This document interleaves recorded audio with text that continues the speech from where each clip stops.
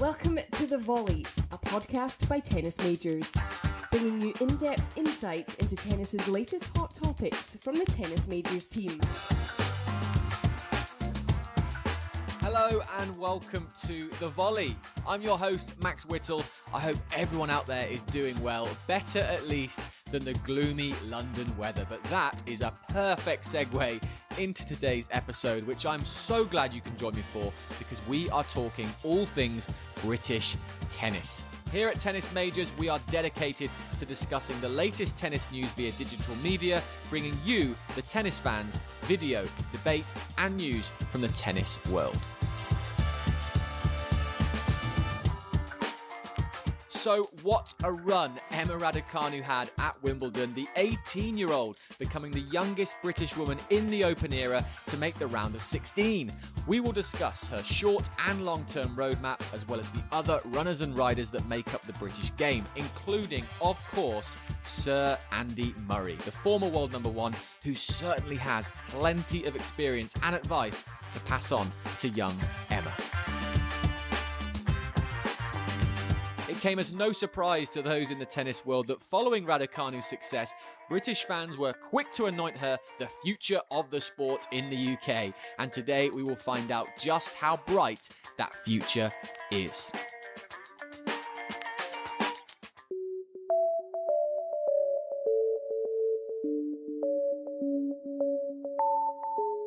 Joining me on The Volley today is sports journalist and broadcaster Simon Cambers, who contributes many a fine article for Tennis Majors and is just the man to talk all things British tennis. Simon, thank you for joining us on The Volley podcast. How are you doing? I'm doing very well, thanks. Yeah, it's been good. Are you keeping out of the rain or not? yeah, avoiding the rain, of which there's been a lot. Well, I'm sure you're always evaluating the state of British tennis, but today's conversation is certainly different given the incredible showing of 18-year-old Emma Raducanu at Wimbledon, the youngest British woman in the Open era to make the round of 16 there. And incredibly, it was only her second tour level event. What did you know about her coming into Wimbledon? I knew a little bit about her. I'd seen her play as a junior. She'd been talked about for quite a while as being very, very talented.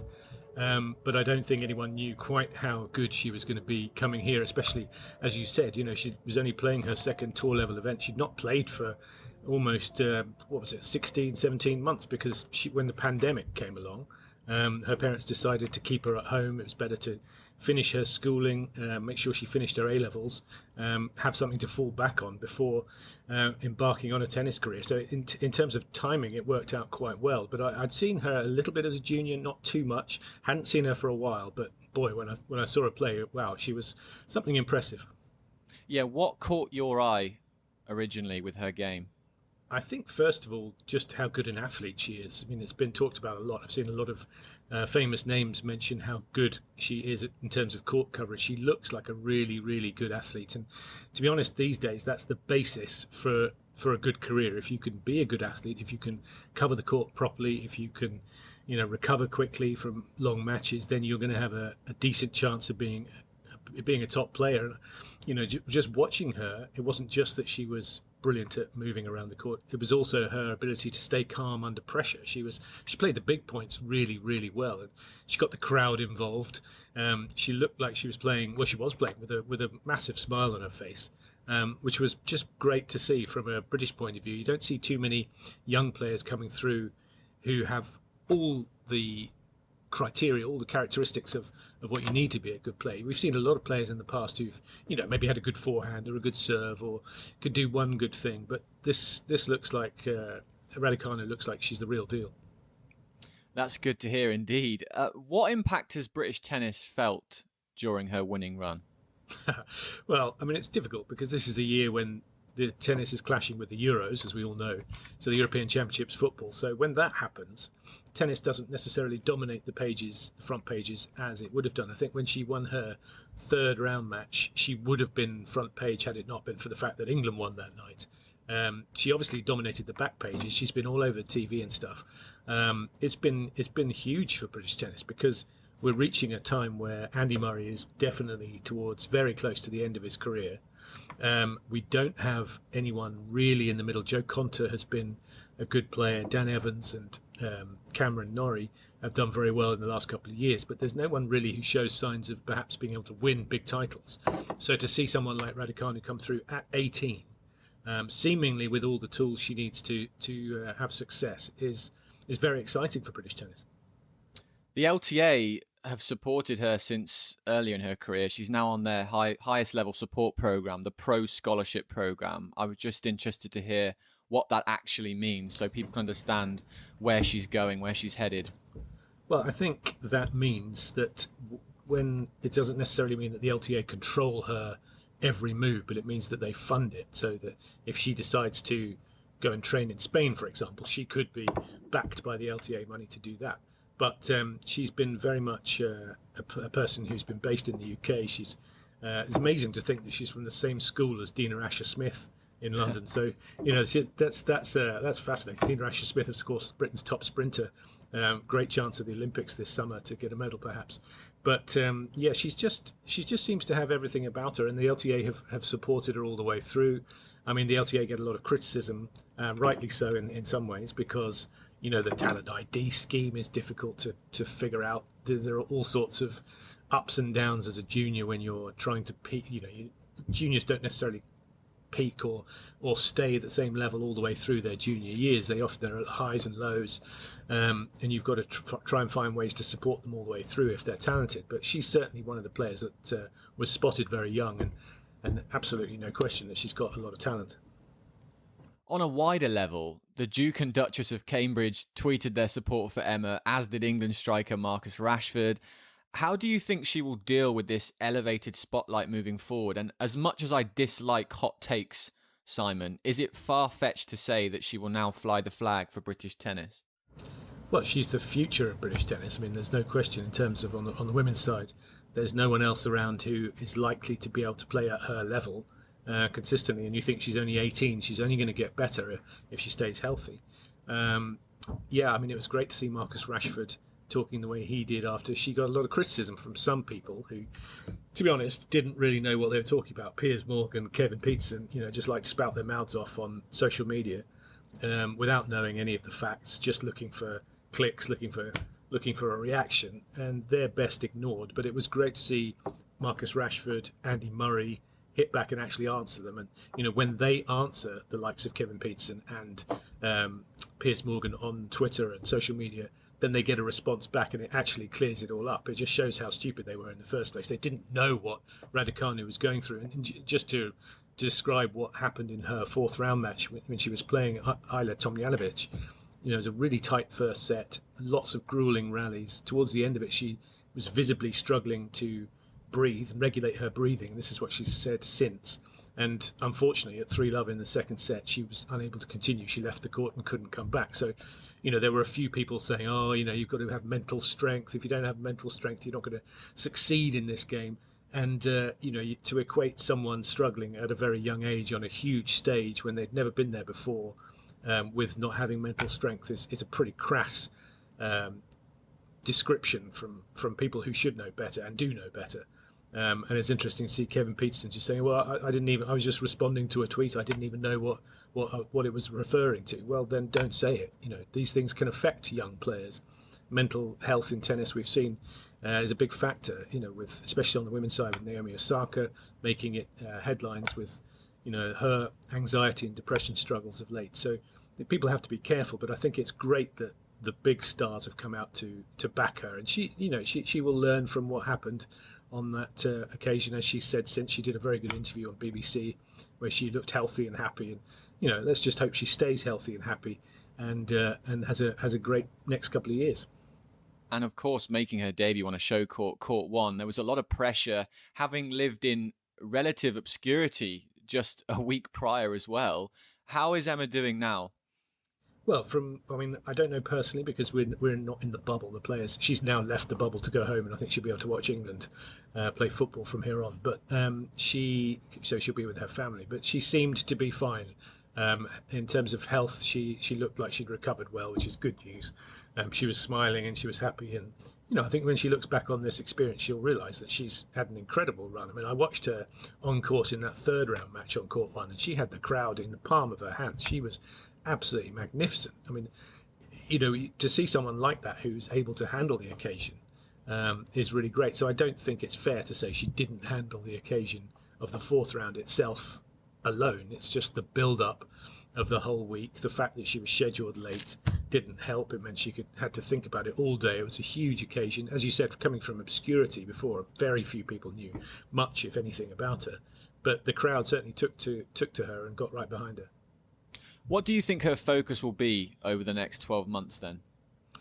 I think it will be trying to, sort of start to get up a few rungs in the ladder. Her ranking's going to rise to 175, which is still outside where she's going to need to get into a Grand Slam. She'll have to qualify unless she can get a wild card. Now, she's managed by IMG, so she might get a bit of help with wild cards here and there. But really, and realistically, she's probably going to have to go and play some low-level events, try and qualify for them, and sort of build her experience on tour. One thing we've got to remember with Emma is that because, as I said, she'd not been out on tour from the start of the pandemic onwards, so that's March 2020, she actually hasn't experienced life travelling, what it's like to be out on your own or with your small team. And, it can be a lonely life out there, and it's not easy, especially if you're not winning immediately. So she's got a lot of things to experience, but I think she'll try and, get into a few smaller events to start with, maybe later this summer, and build from there and just get her ranking up and start to learn what life is like on the tour. And, it's so exciting because she's clearly got such a lot of talent. What do you think Sir Andy Murray, now that he's had all this time experience in British tennis, the expectations, the success, what would he be telling her? Because he knows what it's like to be a youngster on the tour as well. Yeah, it's a good question. I think he would probably, listening to him over the last week or so, he's been talking, hasn't he, about how much he wanted to try and take things in and how much he wished he'd really sort of allowed himself to enjoy some of his career when he was really just trying too hard to win, or so hard to win. And of course, he's had an amazing career with 3 Grand Slams, 2 Wimbledons in 2013 and 2016, US Open 2012, 2 Olympic gold medals in 2012 and 2016, going for a third, who knows, maybe in 2021. I mean, he world number 1, Davis Cup glory, he's done everything. But I think he would say to Emma, enjoy it, really just enjoy your experience. And if she does enjoy it, the chances are she's going to succeed because she's got all that ability. And if she can just get out there and play, she's going to allow herself to make the most of her talent. Well, a conversation about British tennis, as you know, Simon, must always include Mr. Murray, of course. As you say, a 2-time Wimbledon champion. He reached the 3rd round at Wimbledon this year before falling to Denis Shapovalov. Including Queens, this was his grass court comeback after such a long time away from the surface. What did you see in Andy's game at Wimbledon that encouraged you? Well, I think he showed, didn't he? I mean, the fact he was here in the first place is a minor miracle. He's had 2 hip surgeries, one in 2018 which didn't work, one at the start of 2019 where he got a metal hip inserted in his right hip. So he's a walking alarm. Going through airports is a nightmare for him because it sets off the alarm. But he's done incredibly well to be back. But he's such a perfectionist that he wasn't happy with the way he played against Denis Shapovalov. I think in his first 2 rounds he played really well in patches when he needed to, and he showed that his game is largely still there. It's just that watching him, and when you look back at what he was like when he was at his peak, his movement was so phenomenal that he's never really going to get that back, probably not. So he knows that. That makes it difficult for him.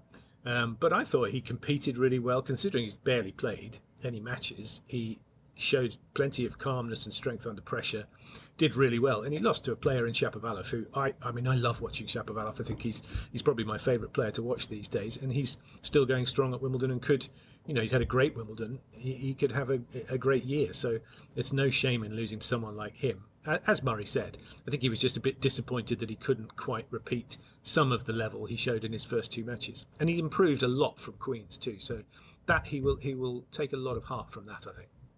It's interesting with Andy, though, because after his first round victory over Basilashvili, he was very confident in his on-court post-match interview, saying that he wants to play as long as he can and that the questions about his future are getting tiring.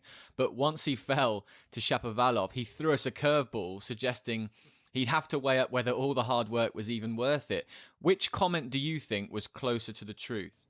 Both. This is classic Andy Murray. He sways one way and the other all the time. He changes his mind almost in the same sentence. I think the truth is that he knows probably deep down that he can't quite get back to where he was. He's never going to be number one again. He's probably not going to be competing for Grand Slam titles. And he always said, over the last couple of years, that if he's enjoying his tennis, then, why should he stop? What's the point? But he probably has to play well to enjoy it. And that's the dilemma for him. He needs his body to help by not having little niggling injuries over the last year or so. He's just had one thing after the other. He's had a little groin problem. His hip's been sore. So if he can have a run where his body doesn't hurt, then he can test himself out. Then he can try it. But mentally, it must be tough because he's worked so hard to get back here, and just to know that he got to the third round, yeah, that's really good, but can he go further? I mean, it's a tough one. I think that's probably the more realistic thing. But how was the support for him at Wimbledon this year? I mean, it must have been great for the fans to see him back again. Yeah, it was amazing. I mean, the atmosphere in the first two matches when the roof closed, which came to his help, of course, came to his aid to help him get through those matches. But the crowd, it was only 50% full inside centre court because of COVID restrictions in the early rounds. But it was as if it was completely full. They were completely behind him. He's such a popular figure these days in British tennis. And he's become a real national hero. I think everyone appreciates what he's been through as well, not just what he's doing on the court. It was fantastic to see him back, and it was like old times as well, because we were sitting here on deadline waiting to write our reports, and there he was pushing it by dropping a set, moving it further back, causing a nightmare. It was classic Murray. Classic Murray indeed. And a word on Dan Evans, who didn't manage to advance past the third round. Something about the third round at Wimbledon. He's had a great year. What would living up to his current status as British number one look like for him? Well, I think he's talked pretty openly about the fact that he needs to take the next step in the Grand Slam, get into that second week. That would make a big difference for him. He feels like he's worked out how to do tour events. He's getting to finals these days. He's having a great year, as you said. He's made the most out of his game, really.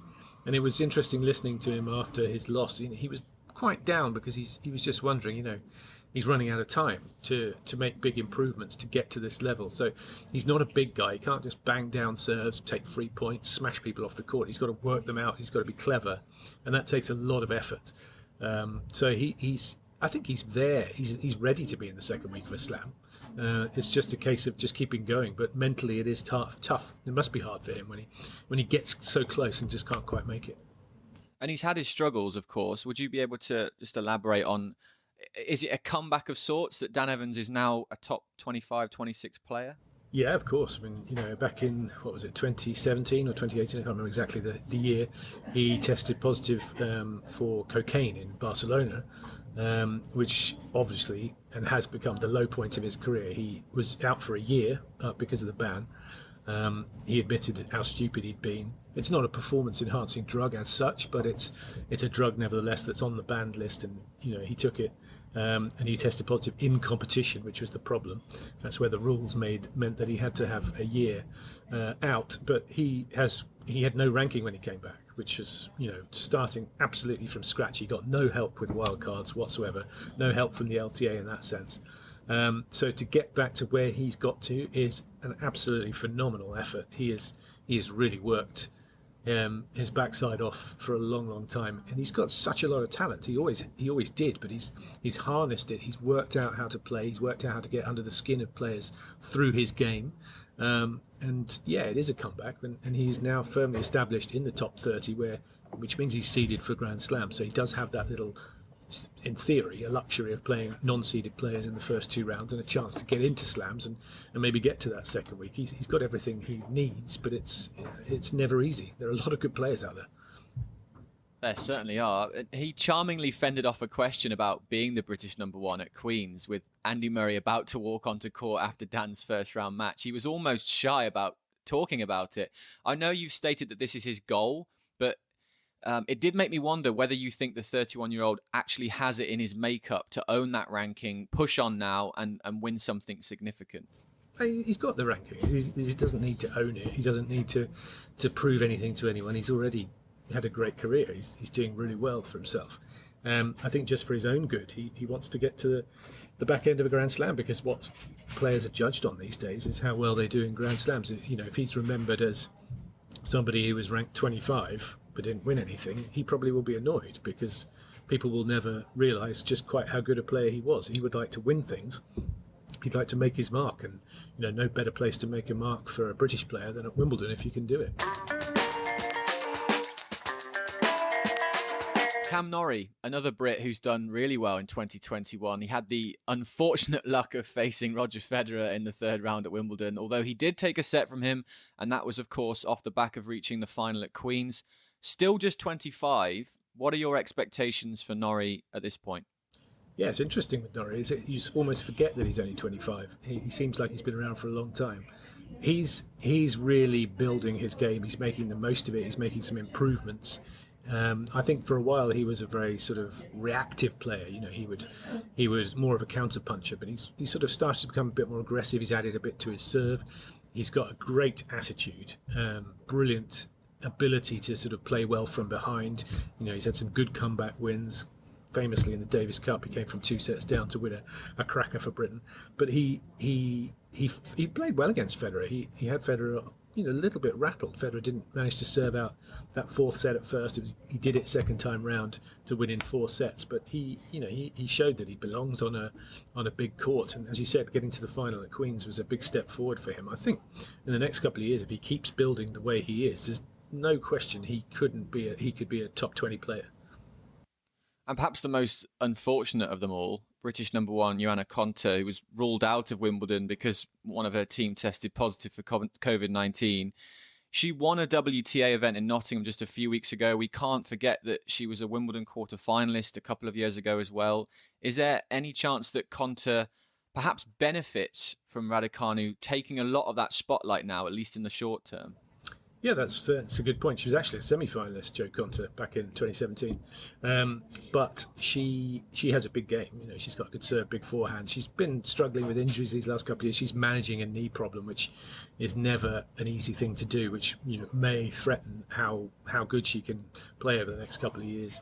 But you're right, Raducanu taking a little bit of the spotlight away from her.